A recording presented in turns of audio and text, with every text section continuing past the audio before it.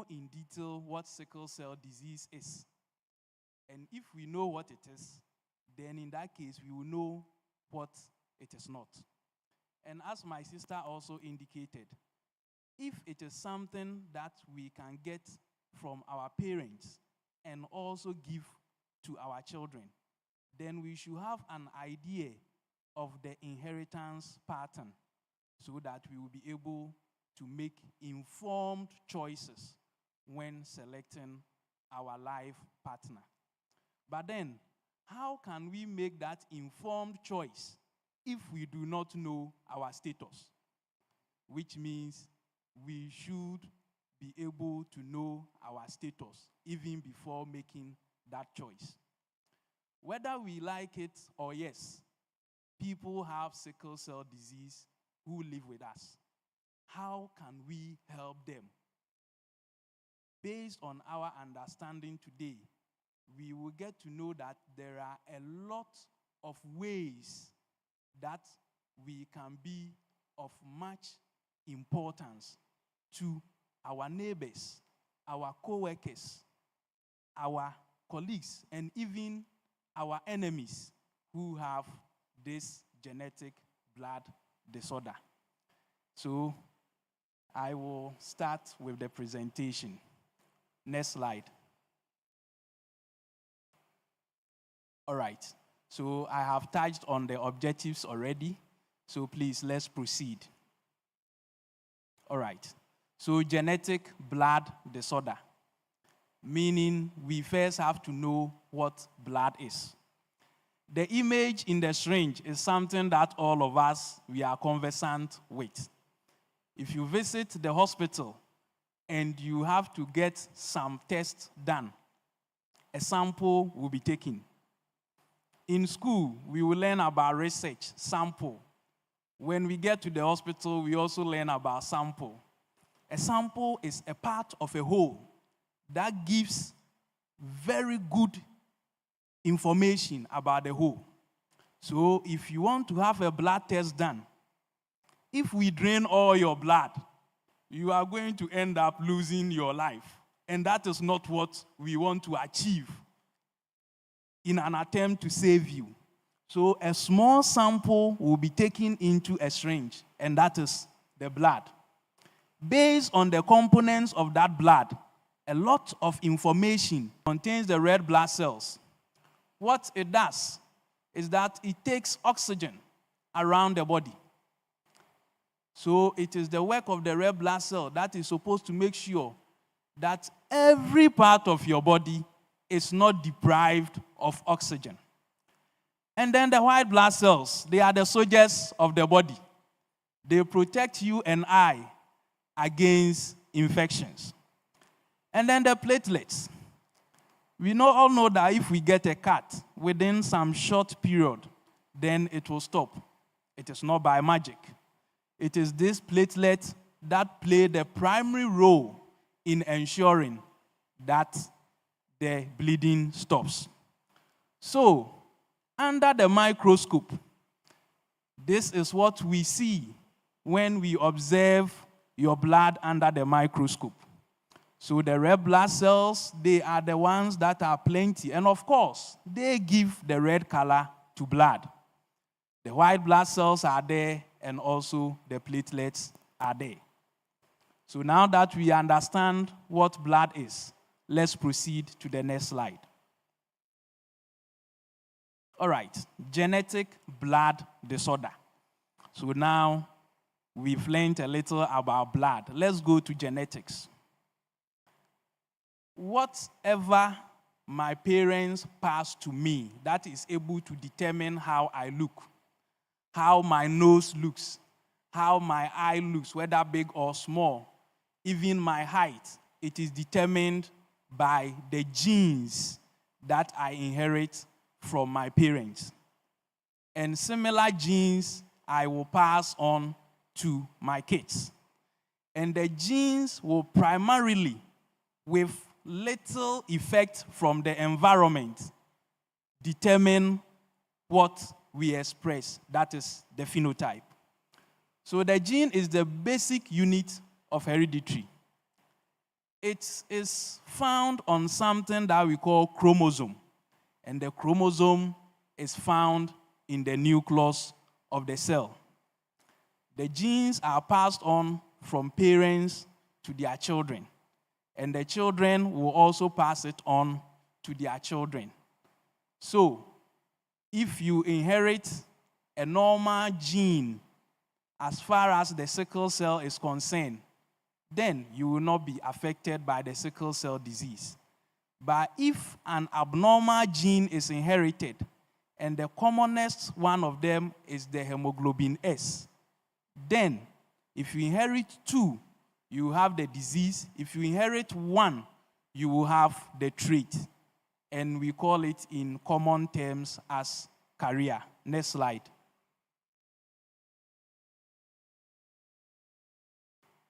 So now, we understand what blood is. We understand genetic. The word disorder, if something is out of place. So we will use this one to let us understand why sickle cell disease is a genetic blood disorder. So if you look at the figure down there, we have normal beta chain, amino acid, and then the base composition. So for you to have normal, you need to have glutamic acid at the position 6 of your beta globin chain. But if the glutamic acid, it is coded by nucleotides, which is guanine, adenine, guanine. So you see GAG. If for any reason there is a mutation, there is a change, and your adenine in the middle is replaced by thymine, you become GTG. In that case, it ceases to be glutamic acid. It is now valine. And then such people, their hemoglobins will no more be hemoglobin A, but it will be hemoglobin S. And we call it sickle cell. Also, there is one form which is not on this board, which is the hemoglobin C. If at the 6th position, instead of GAG, you happen to have AAG, which means guanine is replaced by adenine, at the same 6th position, you then have what we call hemoglobin C, which is the second highest abnormal hemoglobin in our setting. And there are a lot of abnormal hemoglobins. But for our setting here, Ghana, the common ones are hemoglobin S and hemoglobin C. So today's discussion will be on them most of the time. So, if a person inherits hemoglobin S from both parents, that person will have the SS genotype. And the SS genotype is the most common and the severest form of the disease. Other forms, the SC, the CC are also there, but the SS is the most common. It is called hemoglobinopathies because it is a disease of the hemoglobin inside the red cells. That is the name hemoglobinopathy. Pathy, disease, hemoglobin, a disease of hemoglobin. And when it happens, it affects the structure of the red blood cells, and by extension, the function. So I indicated earlier that the red blood cells, its major role is to transport oxygen throughout the body. So if the structure becomes abnormal and the function is also impaired, then it means the oxygen transportation ability in our system will also be reduced. Next. So, we will try to talk about normal forms and then abnormal forms. In every adult, in this instance, I am referring to everyone above the age of 6 months. These percentages are not applicable in newborns and those below 6 months. So if you have normal hemoglobin type, you are supposed to have at least 97% of them being hemoglobin A. And then quite a negligible number being hemoglobin F, which is fetal hemoglobin when we are in our womb. And then when we are giving birth fresh, that is what we have. And then hemoglobin A2. But then, if for any reason there are some mutations as described earlier, then we may cease to have hemoglobin A. We may have either hemoglobin S, hemoglobin C, or other forms which are not so prominent in Ghana, and we wouldn't be touching on them. So if you have one of the abnormal forms and one of the normal, which is A, you are then said to be carrier or trait. If you have two of the normal form, which is A, then you are unaffected by the sickle cell disease. But if you have two of the abnormal form, then you have the sickle cell disease. Let's proceed. So we will look at the inheritance pattern. When two people who have the disease marry, all their children will have the disease. Two people with abnormal two genes marry, all their children will have the disease. In an instance where one is a carrier or trait and one has the disease, then 50% of their children will have the disease and 50% will be trait. I guess that is not what any of us will want. Next.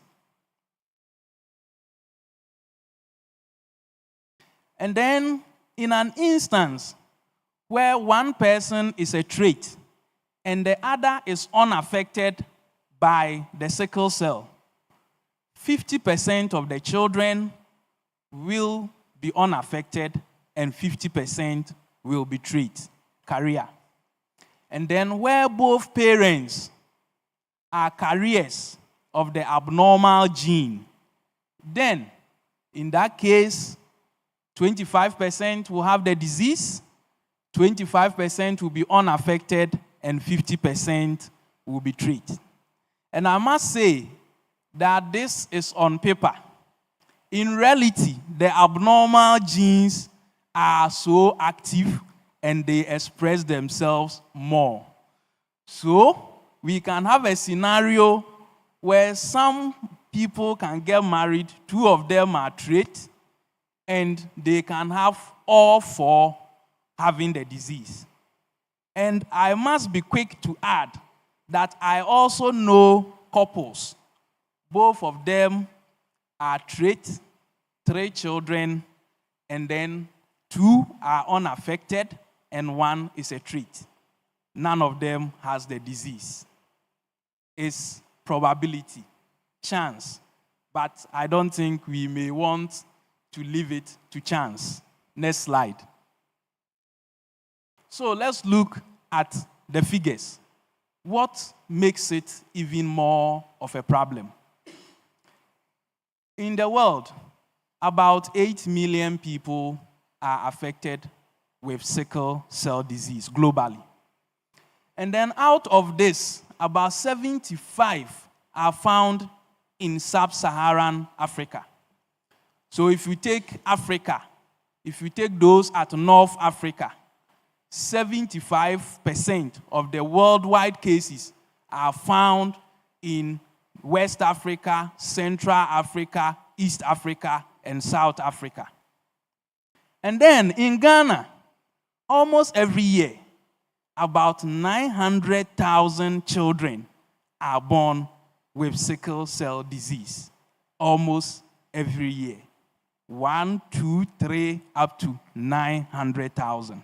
Next slide. So, after knowing the figures, now let's come to the clinical implications. red blood cells are supposed to be very flexible, very strong, but flexible, in the sense that even in narrow veins, they can maneuver, they can change their structure and pass through narrow veins. Even when you get to places where the oxygen is so low, your red blood cells are supposed to be strong to withstand that kind of oxygen tension.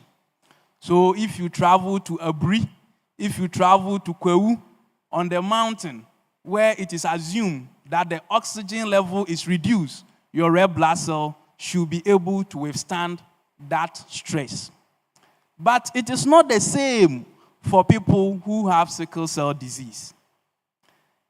When you have sickle cell disease, your red blood cells, when they are formed, they don't look like the crescent shape. They are round. But when you come into a condition where you are deprived of oxygen, they don't have the strength to withstand that oxygen tension. So in English, we will say they will polymerize. And then the shape will now change to that of looking like the crescent moon.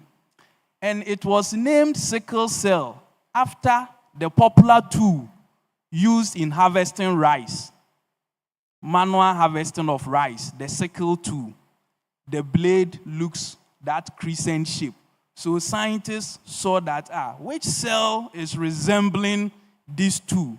Therefore, let us name it sickle cell. That is how it got its name. Because when it doesn't get oxygen, it is unable to maintain its shape. It then turns into that sickle shape. And the sickle red blood cells, they are very sticky in the sense that they stick to each other. So once they sickle, they come together and stick to each other. And they now block the narrow blood vessels. So as the blood is moving, if there is a blockage with the pressure, most of them will end up breaking down. And when your blood cells break down, then that means the level is going to come down. And sometimes it is able to even block the vessels and lead to a lot of complications. Key of them is priapism. So certain people who are sickle cell disease, if their penis erects and then they are not lucky, and some of those cells block the vein leading to the penis, which means the blood is not able to come back. So until they go to the hospital, the penis cannot come down.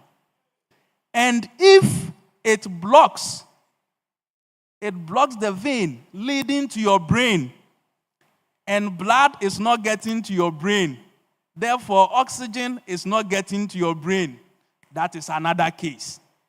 If it blocks leading to your heart, leading to your kidney, then it means you are going to have issues with some organs in the body.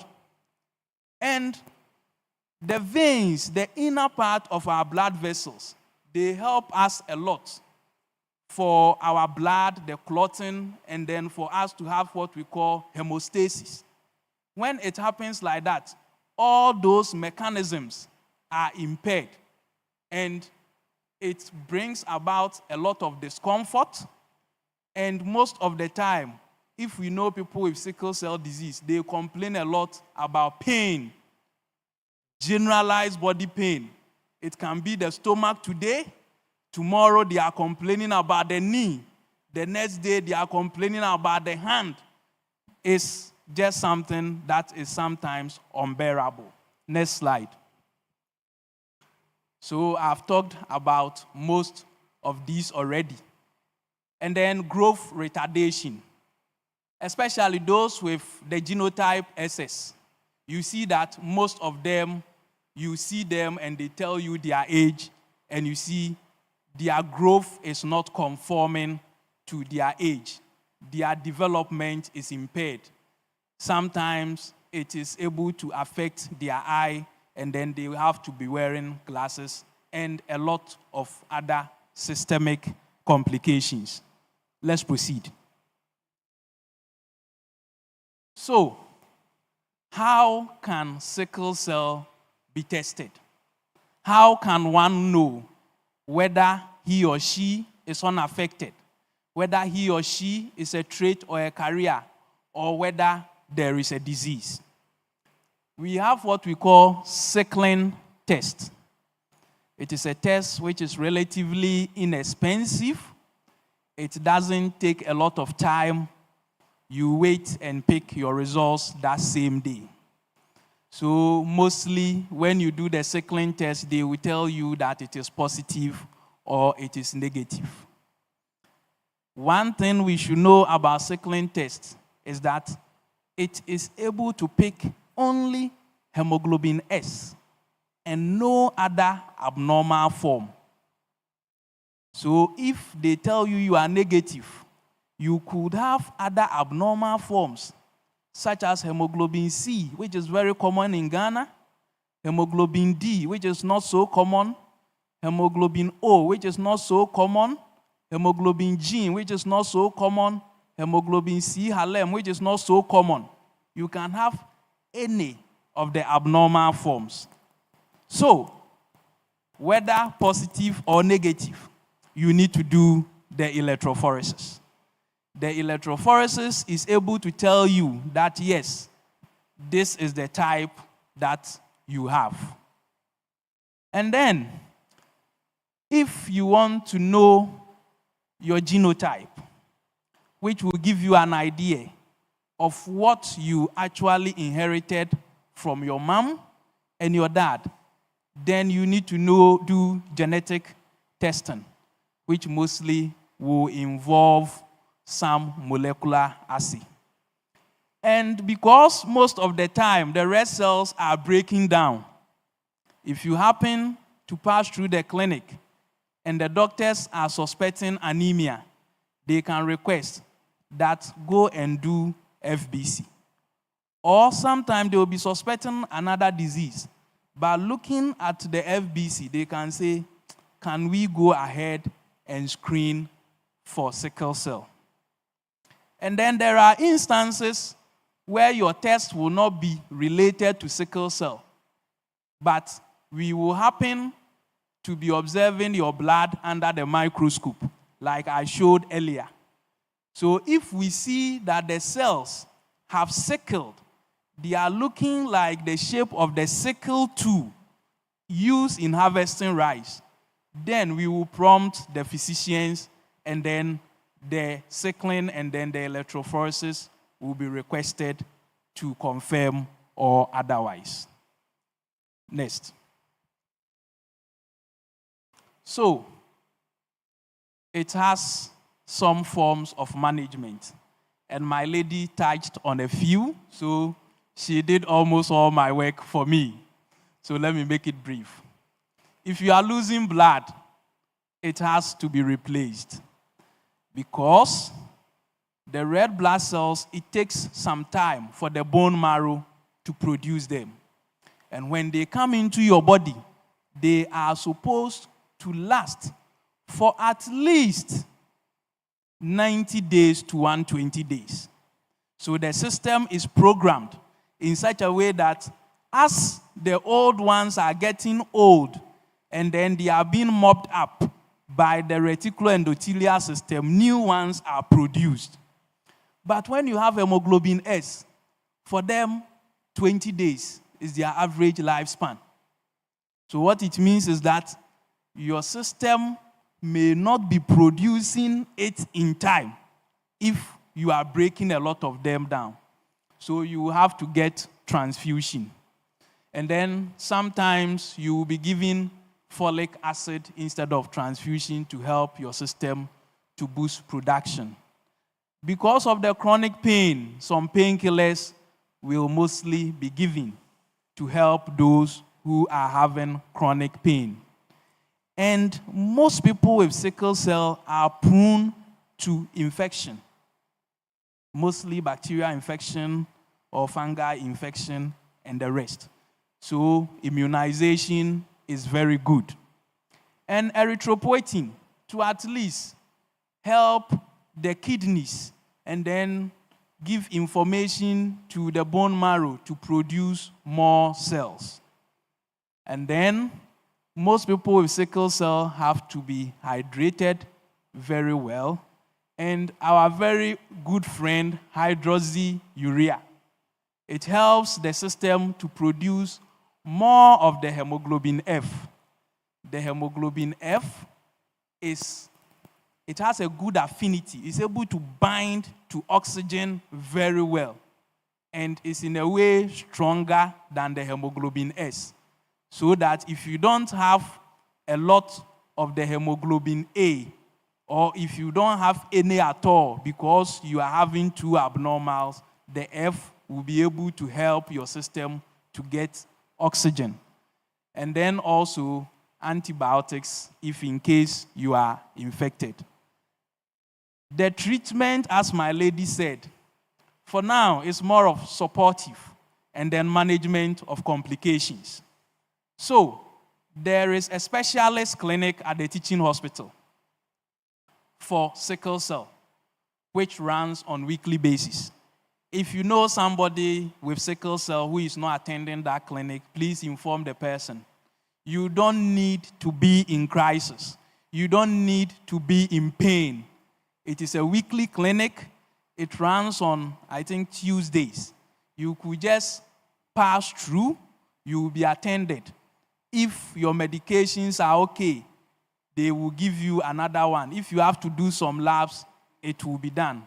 Prevention is always the better way than sitting down, having crisis, getting all sorts of infections, and then having to cure.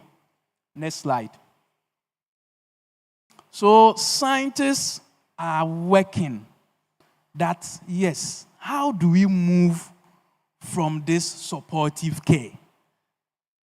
How do we look at getting real treatment? There are a lot of medicines there. Transfusion is also there. But bone marrow transplant, it has been tried, successful in some, unsuccessful in many, due to rejection. But the problem with bone marrow is having a match. Getting a match is becoming a problem. But bone marrow is also one of the ways where if it is successful, then in that case, the bone marrow that will produce your cells will not have the abnormal genes again. You will be producing the normal genes and you pass on the normal genes to your kids. But if it is rejected, then that means you will still have the old one. And if you don't get a match, then in most instances, people do not make it. So scientists are looking at, okay, whilst we are looking at the bone marrow, let's go and tackle the gene. The man causing the trouble is there, and we are just doing, so they are doing at gene editing. Research is ongoing.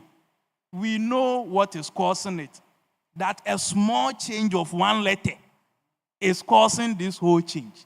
So why can't we go, change that thing, and then we are good to go?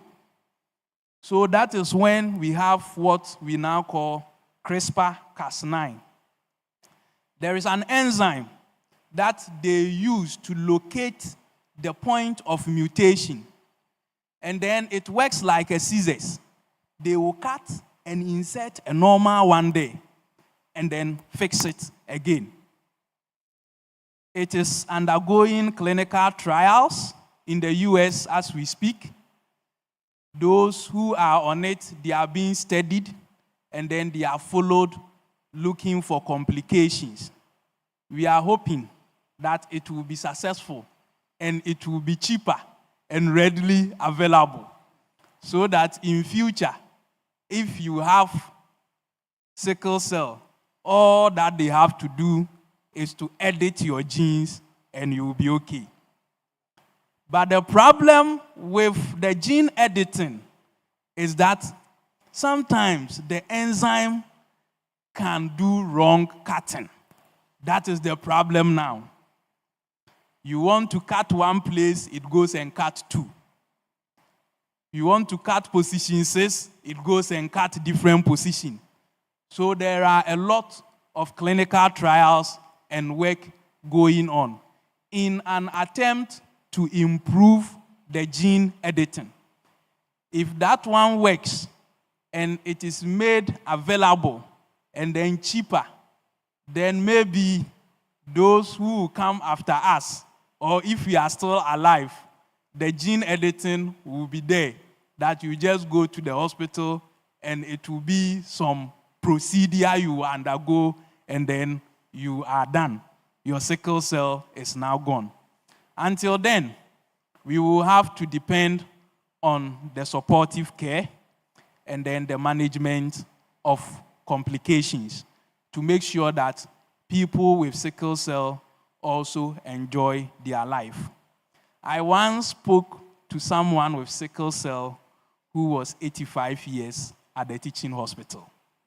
Yes, I spoke to the person sickle cell, and the genotype was hemoglobin SS, 85 years. So it means if we seek care and we take good care of them, they can also survive for long. Next slide. So, after all this, what are we taking home? Know your status. If you haven't done the test, please avail yourself and then get tested. Genetic counseling is very key before you decide to take a life partner. It is important that after knowing your status, you also do the genetic counseling. We have to support research in sickle cell if we have the capacity. We are always waiting for the Americans to finish everything and then bring it to us. We can also start something. And then also, what to expect if there are some form of crisis. Education is very key. And then the sickle cell clinic is available. We will have to make it a point to attend if we are diagnosed with the sickle cell. You may not have the sickle cell, but people have. And those people from time to time may need transfusion. If you can donate, you will donate to ensure that blood is always available. And then you will support and participate, as we are doing here, in sickle cell awareness seminars and interactive learning session. And then sickle cell organizations, we will lend them our support. Now that we know what sickle cell is, we know that sickle cell is not a spiritual disease. Is it? It is not an infectious disease. Is it? It is not contagious disease. By shaking hands with somebody who is sickle cell, you will not get sickle cell. By being nice to somebody who is sickle cell, you will not get sickle cell. And even the children, if your child plays with another child who is sickle cell, he or she will not get sickle cell. So please, let us help to stop the stigma against people with sickle cell. I have a short video. If the audio is working, we will watch and then we can interact. Thank you.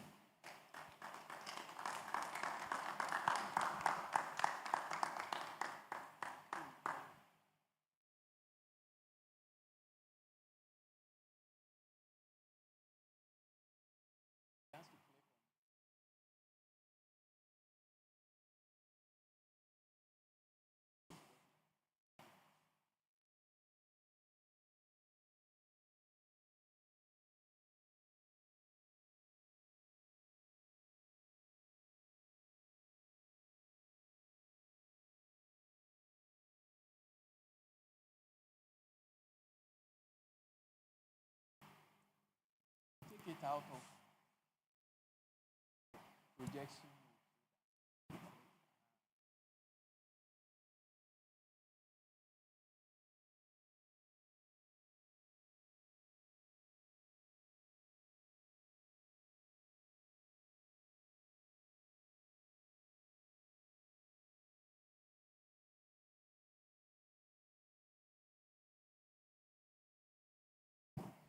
It's in presentation mode. So if he takes it off presentation mode, he can just click, just that it will become small.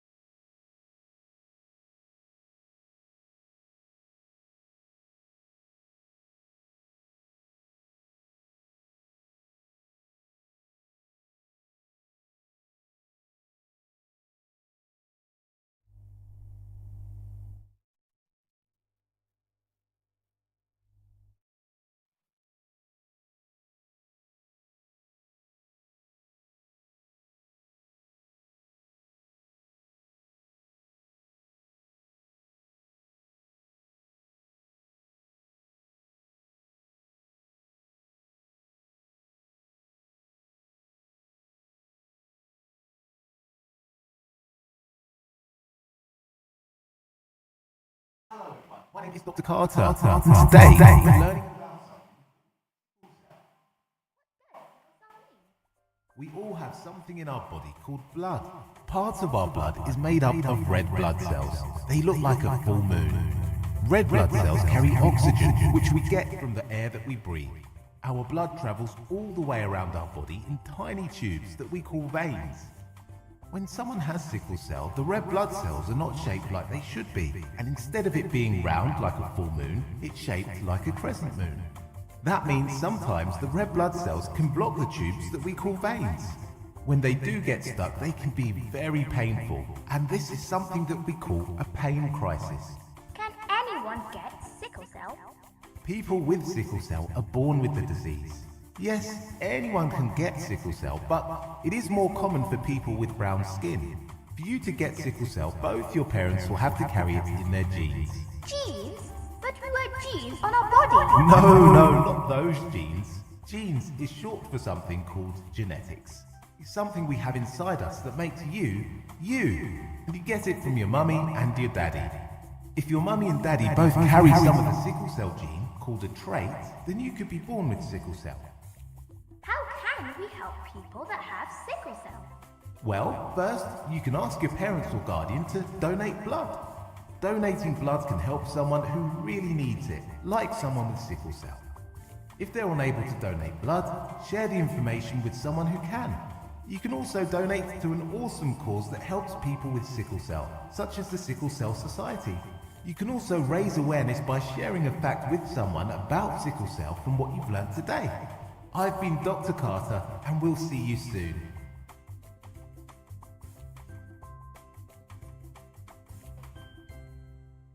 Thank you. All right.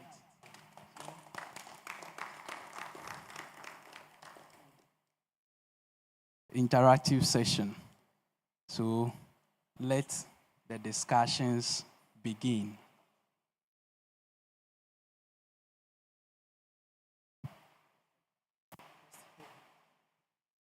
So it's more of let's give it up to Dr. Edward. Yeah. So it's more of question and answers at a time. So if you have any question, you can kindly Penel.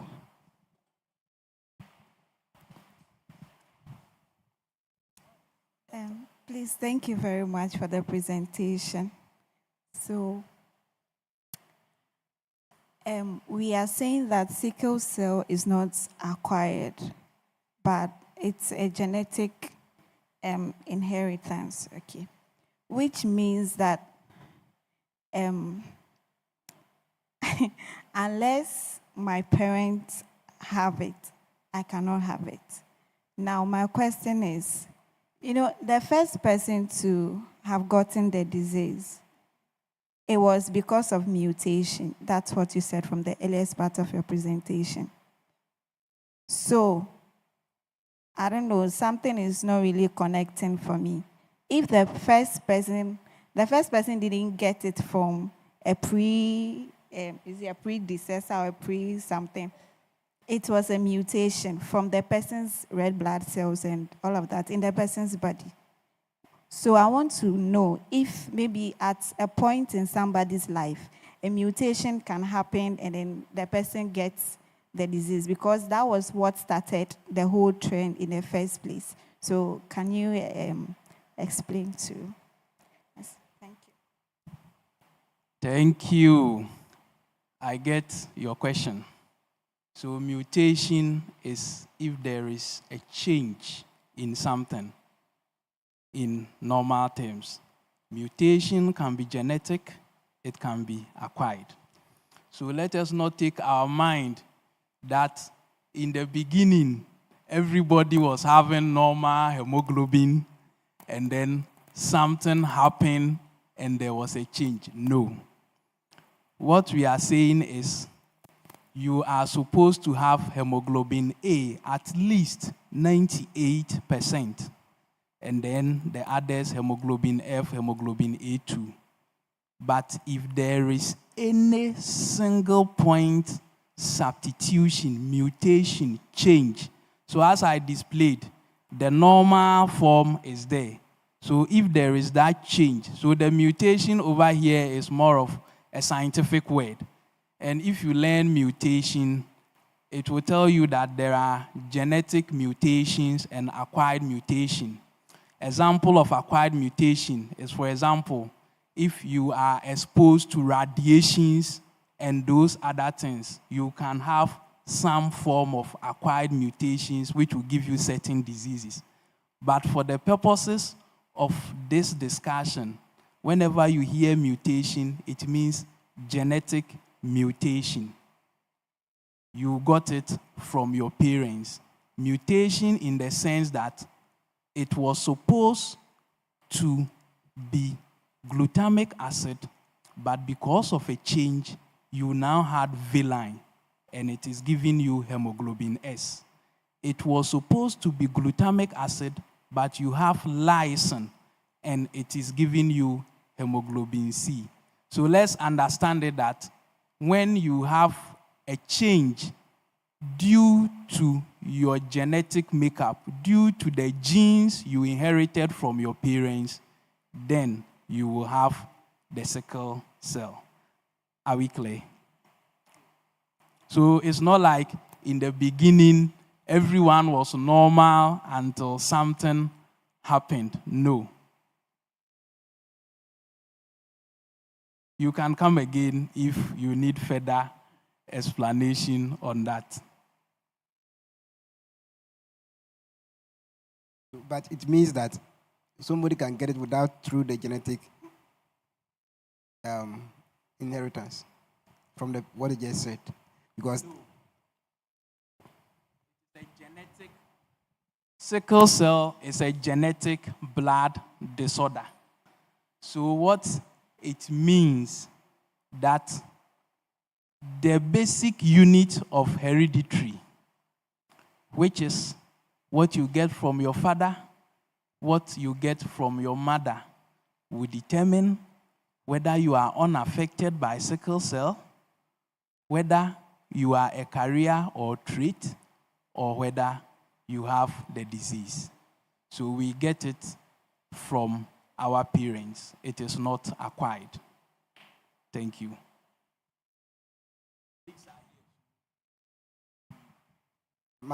So that was my first question. I was coming to ask that question as if genes are inherited from, that means the disease is inherited. So according to our scriptures, we all came from one man, and that one man we know is not having sickle cell. So why the difference in the genes? That was my question. But yeah. So what is similar to what you just addressed. So the second question I wrote down was, so it means that the choice to have being a sickle cell patient is not determined by the human being, but by your parents' genes or whatever it is. So as a parent, how can I prevent my children from getting the sickle cell? Meanwhile, I am getting it, or there's no way they must have it. I don't know. Or is there a way of preventing that?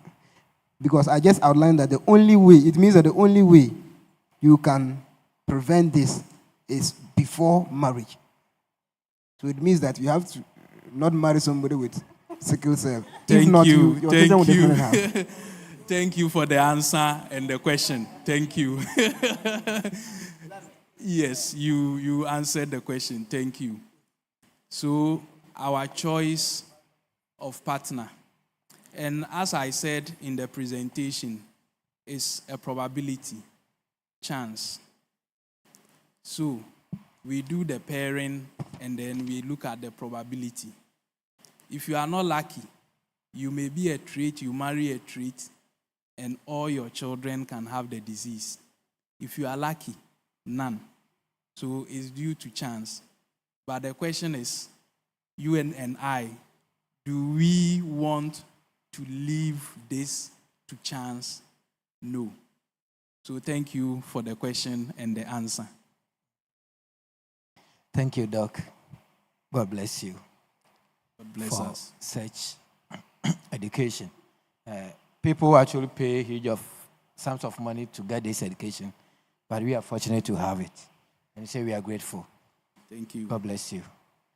My question is, if that the presentation you have made it understand that we inherited it from our parents. Our parent might also inherit from their parents. So it is like a generational hereditary, if I should put it in that way. Assuming that I am a carrier or a partner is a carrier, how can that person donate blood? Because we can also help with education. With a person with a carrier of sickle cell donate blood to another person? That's my first question. And my second question has to do with the test to know your status. For example, when you go to hospital, and recently I donated blood to one person at the hospital. Before you donate a blood, they will take a sample of your blood. But at the end of it, they will tell you whether you qualify or you don't qualify.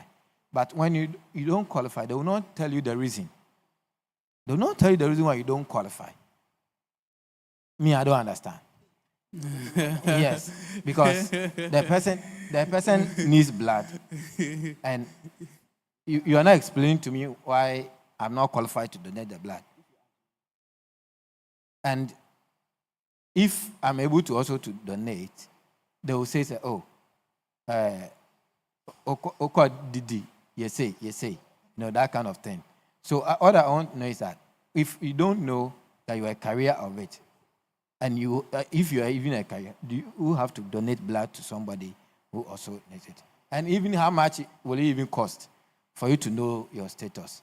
And if there's one blood sample they take at the hospital, can they use that blood sample to run the whole test to tell you your status? Thank you. All right, thank you.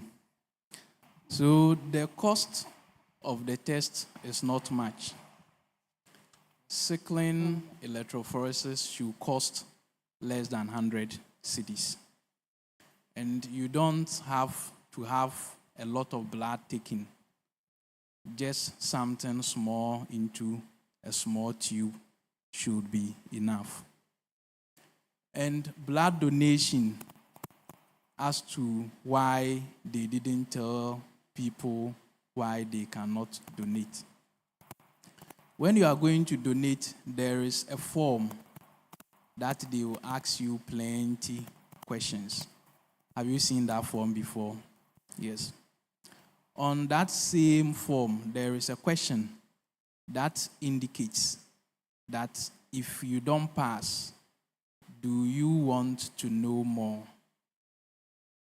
Most of the time, when people want to donate, they are looking at mepentema twema nipa no. So they mostly may not be answering most of the questions right. But I think it is your health and you deserve the right to know the outcome of the investigations that were done. And the good aspect is, if even something is wrong, you could seek for treatment and then be able to treat it and get back to come and donate. If you cannot even donate again, still, once you seek treatment, it will help your health. So if they don't tell you, just make them aware that you want to know. In that case, you will be told. And sickling test, HB electrophoresis, is not part of the test you do before you donate blood. Yes. The reason being that most of the questions that are asked, if you really have sickle cell, the symptoms you have, the questionnaire will disqualify you. But if you are a trait, you are strong. The only thing is that you have some of the abnormal hemoglobins. And most people with trait, it doesn't mean they have 50% of the A and 50% of the S. It varies. Someone can have 30% of the S, 70% of the A, or vice versa. Someone can have 50-50. Someone can have 40-60. It varies. And there is a test. If you want to know the quantities, if you are a trait and you want to know the quantities of each that you have, there is a test called HPLC. The last time I asked, is it 3,000 or something? I don't remember the price of it. There is a test that you know that you have this much of this much of this. So depending on what you have for the normal and the abnormal, you may be fit, very, very fit, and you can donate. But if someone with sickle cell is in need of blood, the person already has only the S, and we wouldn't want to overload that person with blood which has even single S. So what we do is, before the blood is given to that person with sickle cell, we will now do the sickling and the electrophoresis on that blood. So sometimes they will say, we are doing processing, a lot of things. So you check, is the person sickle cell? Yes. Then let's make sure that the blood that is given to the person is AA. So you pick like 2 or 3, and you do the sickling and electrophoresis to be sure that the blood doesn't have hemoglobin S, then you give to the person. But when you want to donate, sickling and electrophoresis is not done. But based on the questionnaire, if you have the disease, the questionnaire will rule you out. If you are a trait, and based on the levels of the A and the S you have, you are very fit, your level is good, there is no problem. You can donate. Others can take that blood and they will be okay. Thank you. I guess my colleague will also want to talk. So.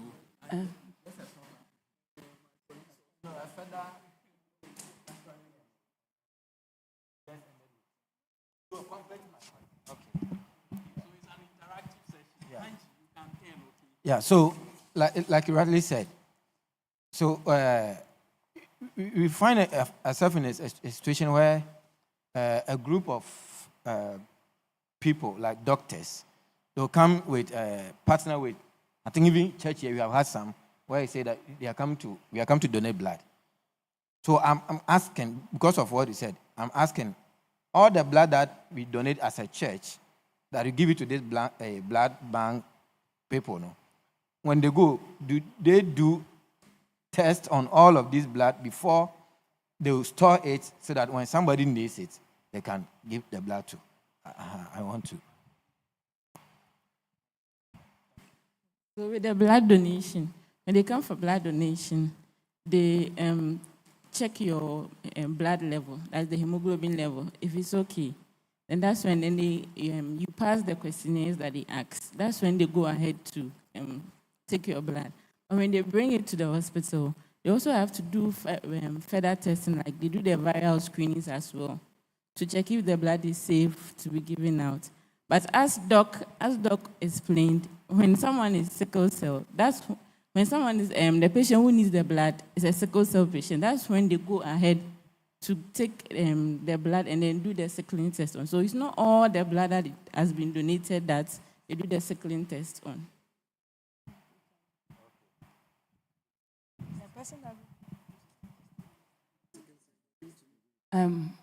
Okay, thank you so much. Thank you so much for the presentation, and I'm sorry for coming in late.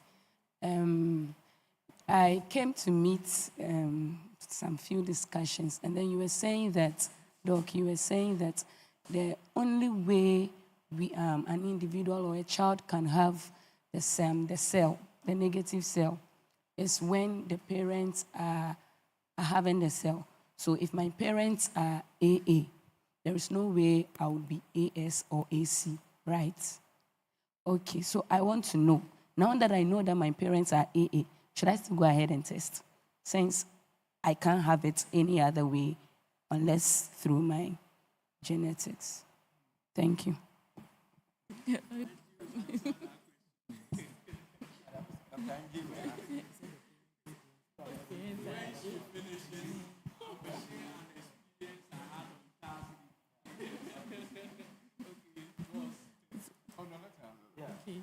So I would say that you have to go and test.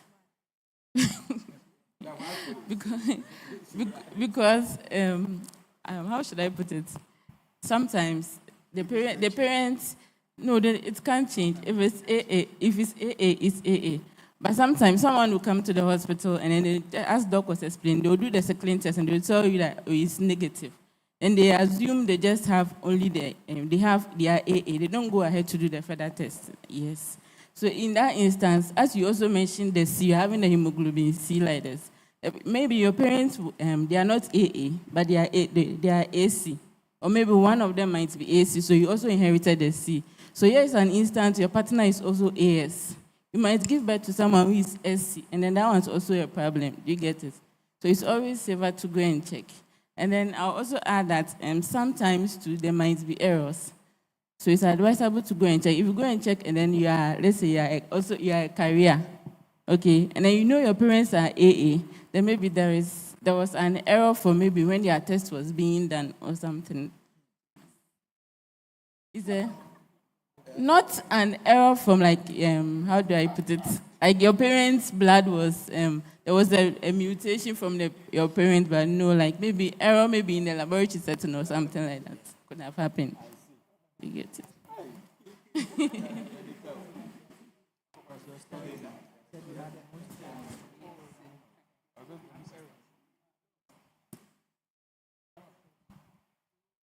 Add something. Last Thursday was World Sickle Cell Day, and I placed on my status that I am available to engage people on issues of sickle cell. And then someone contacted me, and he was so serious. It's an issue related to love, because he is known AC. He knows he's AC. And then the woman he wants to marry. This same case, Uncle Check also, both my parents are AA. And it's true, the parents have done the test, they know they are AA. Then the lady went to do it and the lady is AS. So the lady prompted the parents to go and check again, and the parents are still AA. One of them. So I have to tell the person that I am not a genetic counselor. So now the relationship is in limbo because the lady all along was saying the parents know DS and both parents are AA. Checked AS, called the parents to go and repeat it. The parents repeated it AA. And now there is an issue. So I just told them that yes, there are genetic counselors, and then they should just get some of them for advice. So please, check yours. Don't rely on your parents' results.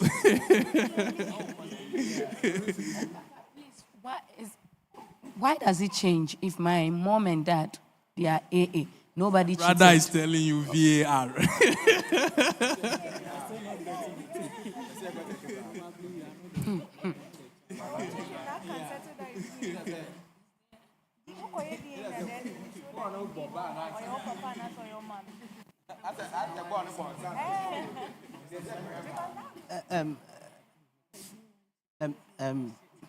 Thank you for the presentation, and I'm also sorry I came in late.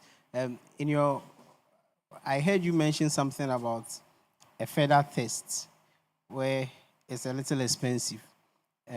I've heard stories of people being AC, and then those feather tests prove that they could go ahead and be with whoever they want to. So I just want the professional advice on that.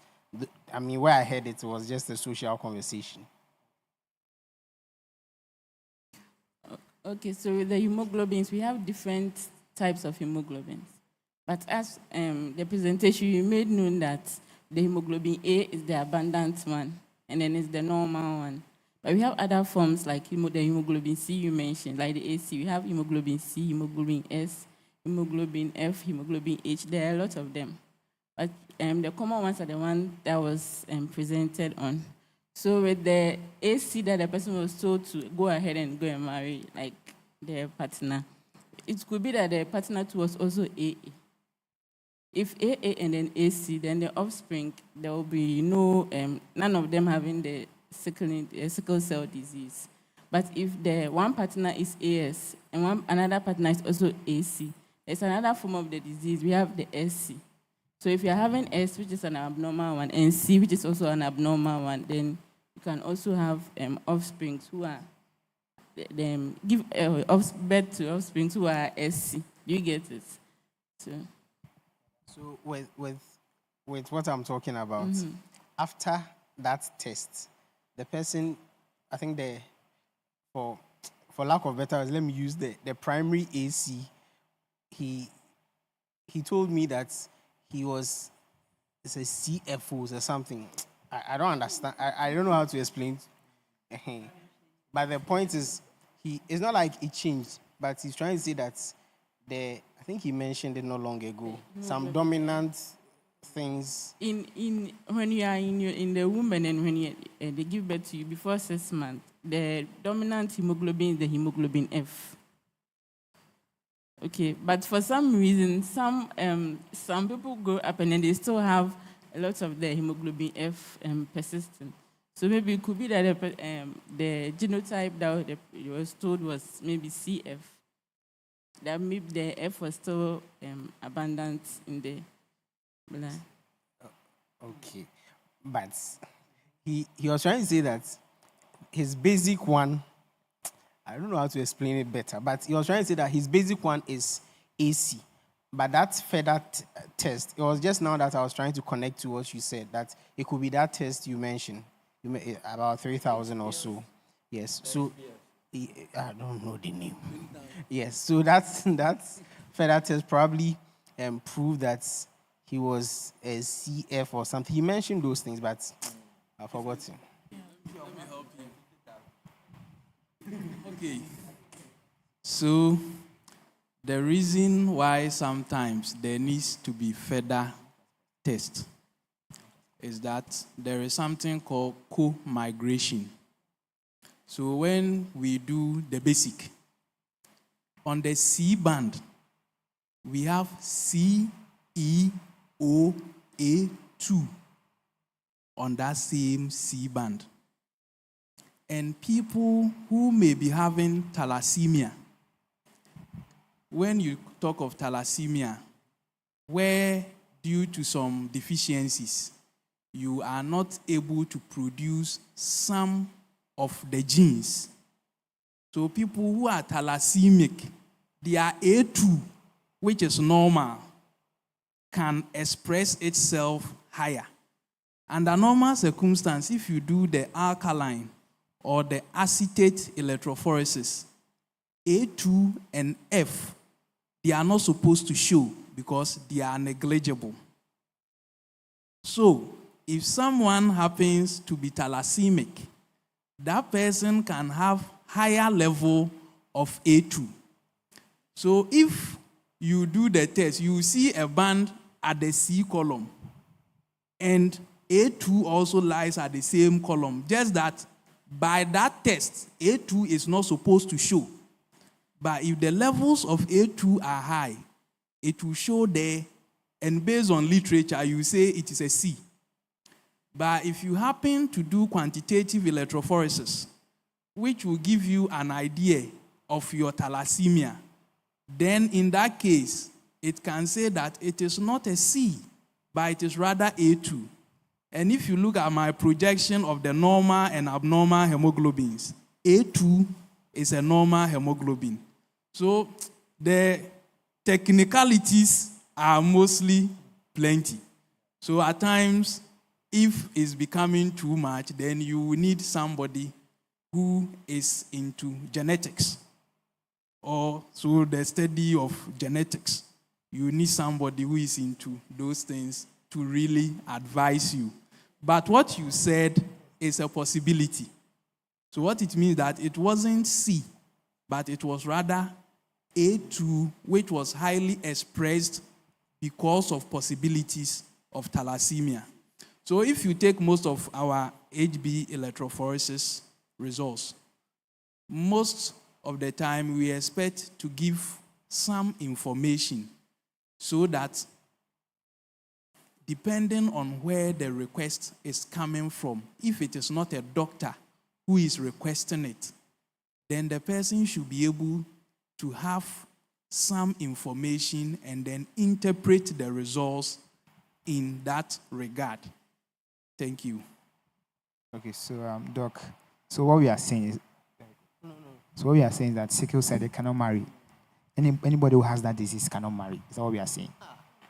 No. Because if me, I'm afraid, if you have sickle cell, I will not want to marry you. It's a choice. It is a choice. So now, you see, you are talking about stigma. So if people are not wanting to marry such person who has sickle cell, how do we handle the situation? Because it's something that I don't want any of my children to have. So, so I don't know if you get what I'm saying. Oh. With the person. If you are AA and you are compatible with the person, it's your choice. Yeah. You can choose to marry her. You understand? But there's a probability that your children might have it. Your children all will be traits. Because you are AA. Do you understand? Uh-huh. All right, so Doc, we are very grateful to you and your team for coming. Unfortunately, some of us came in late. I hope we are forgiven for coming in late. And we don't have the full complement of our youth, but we'll pass the information down to everybody. And I'm sure even out of the sickle cell, let's say month, or we can still call on you at another time to probably give us a talk on the sickle cell. So we are very, very grateful to you. What I'll tell my unmarried brothers and sisters is that when you see somebody, you yourself know your status first. and find out their status.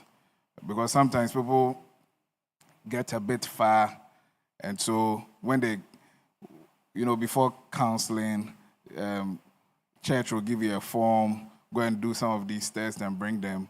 By the time sometimes you are realizing, if you don't already know it, it's a bit too late. And some of us, maybe you have sent out wedding invitation. Your punk up and tem. Flyers in the court. So, by the time church is asking you to do maybe some test, then it feels a bit too late, and then you begin to, trust in the grace of God. Maybe your faith has not gotten to that level. Your AS is you are AS, the other person is AS. There's a high probability, I think it's 50%, 25% that you are going to have SS, and 50% that there's going to be AS. And if you can avoid it, we don't need to be disturbing God with some of these prayers that heal my child who is SS, heal my child. So let us all know our status. If you don't know, and I would hazard a guess that a lot of people here don't know their status. But having said this, because I mentioned church and all, usually what the church asks for is the sickling, is the status of the person. So it's possible that somebody could be sickling negative, that is, doesn't have the S, but could have the C, which will not be shown, right? So what would you advise churches to do now? Because usually you just say maybe do HIV, the lady should do pregnancy, I think hepatitis and some other things. So when it comes to the sickling, what would you advise churches to do now? And the churches, you have to add the HB electrophoresis. Yeah. Which, no. No, that's not expensive. Yeah. So you do both the sickling and HB electrophoresis. Yeah, that should be the requirement. Yeah. Okay. Like my boss said, less than 100 cedis is fine. Oh. For HB electrophoresis, yes. Yeah. Yeah, I have paper.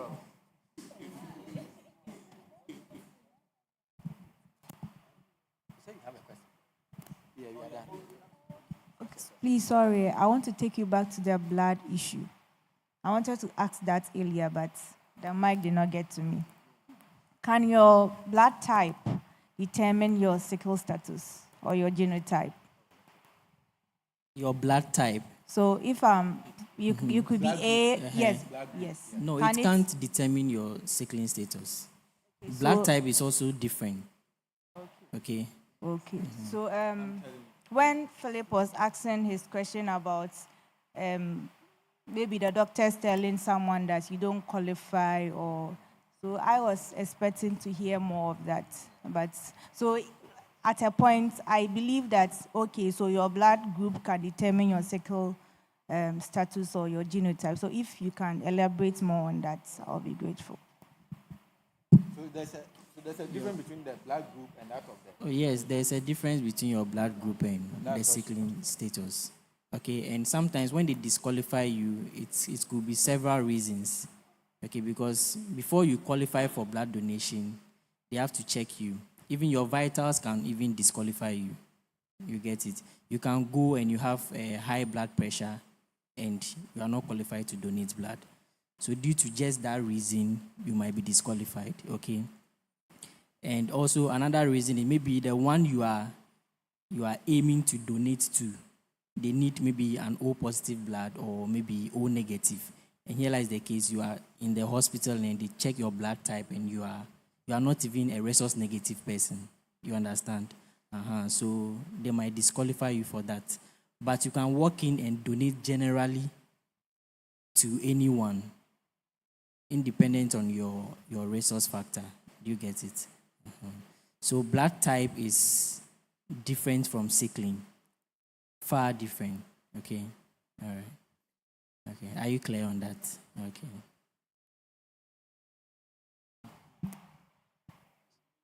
So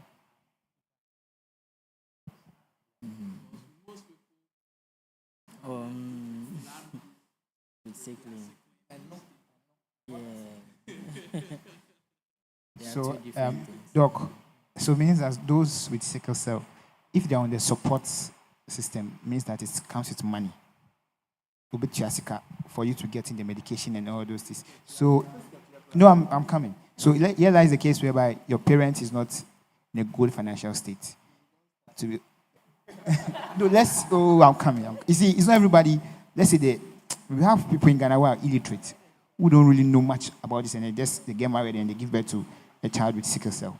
Now, so here lies the case whereby they are not stable financially. So, what is the hospital doing to help those child who are in that state, to help them be able to continue their medical? What help do we have for such people? Because it's something that most people die a lot because of these challenges. Yes. Thank you. That's a very good observation. So it starts from the basics. First is that such people should have the national health insurance, so that the very basics of care those people can get. And then there are foundations which from time to time fund most of the bills of people who have sickle cell disease. So if you are attending the clinic and then you need some form of help, the physicians can link you to some of these foundations.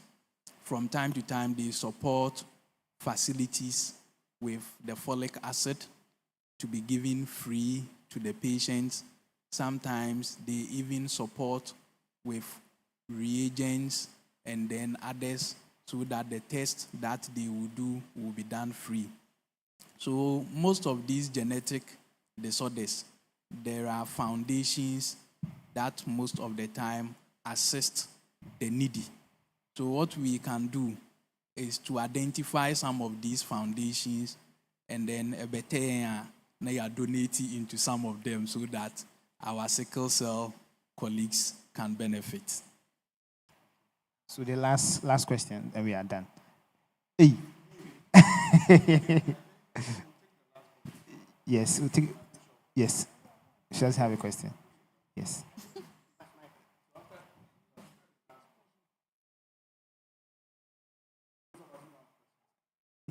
Can go home. So if you have questions, you question them. So last question from who should I? Okay, I'm sorry.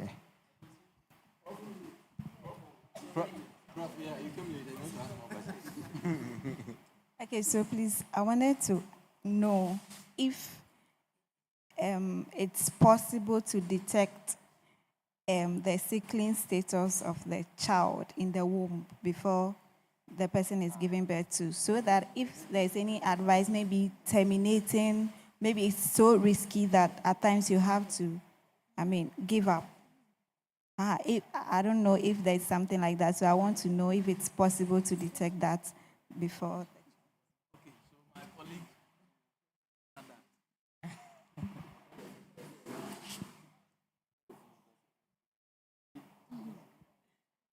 So there is a test for it, but I think it's to be an expensive one. And then that will have to do with the genetics of the person. So with that one, I think they take sample from the amniotic fluid, something like that, yes. But it's a very expensive test. So the best is to just avoid it from the beginning. Do you get it?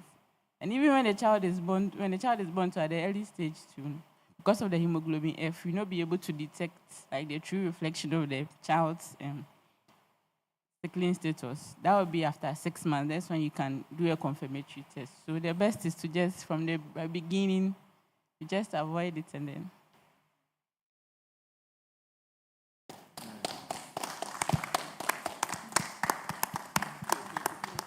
No, we are done. So when you close, then you can see them then with the hand. So, let's give it up for them again. It's a wonderful time this evening. So, thank you so much for honoring our invitation, and thank you for presenting this to us. On behalf of the ministry, we say God bless you so much. We are grateful to you. Okay, so take our offering, then we will take it from there. Yeah, so, oh, Anna. Yes, so Anna, so pray.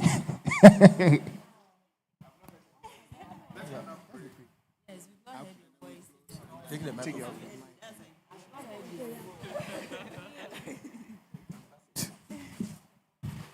Closing prayer or offering prayer? Our Heavenly Father, we thank you so much for this evening. We are so grateful for life, and we thank you for the opportunity you've given to us to get informed. We pray that even as we are living here, you will constantly remind us of what we have learned today. And as we are going home, lead us, guide us, and let each and every one of us get to our destination safely. In Jesus' name have I prayed with thanksgiving. Amen.